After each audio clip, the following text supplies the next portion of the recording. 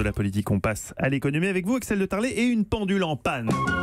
La pendule de l'entrée s'est arrêtée sur midi. Et oui, les réflexions sur le changement d'heure virent au casse-tête. Pour vous, Axel, c'est un signe de plus que l'Union européenne pédale dans la choucroute, comme on dit à Strasbourg. Exactement. Alors hier, s'est tenue une réunion, non pas à Strasbourg, mais à Vienne, en Autriche.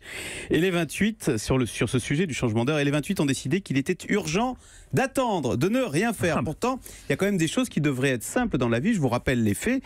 L'Union européenne a organisé une grande consultation citoyenne. Il y a près de 5 millions d'Européens qui ont répondu. Et ils ont dit à 84% qu'ils voulaient arrêter le changement d'heure et qu'ils voulaient qu'on reste toute l'année à l'heure d'été. Vous voyez, donc c'est une décision simple, carrée. Il n'y a plus qu'à s'exécuter. D'ailleurs, le président de la Commission européenne, Jean-Claude Juncker, a lui-même déclaré « Lorsqu'on consulte les citoyens sur quelque chose, il convient ensuite de faire ce qu'ils souhaitent. » Vous voyez, c'est le principe de la démocratie. Eh ben non, ce serait trop simple. Mais qu'est-ce qui bloque ?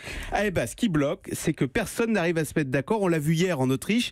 En fait, vous avez toutes sortes de réclamations portées par les 28 chefs d'État. Exemple, je vous en donne quelques-unes. La Finlande et le Danemark veulent bien changer d'heure, mais eux, ils veulent rester à l'heure d'hiver. Tandis que la Pologne, le Portugal et Chypre, eux, veulent passer à l'heure d'été.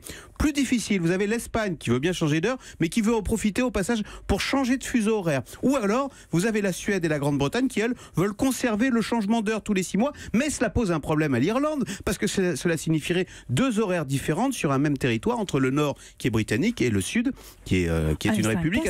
Voilà, donc un casse-tête, du coup on n'arrive à rien, du coup on ne fait rien. Et exactement, c'est le symbole d'une Europe qui n'arrive plus à rien. Autrefois, on se mettait d'accord et on s'unifiait. On décidait d'aller vers des standards communs. Aujourd'hui, chacun veut imposer ses spécificités à l'autre et résultat, on ne fait plus rien.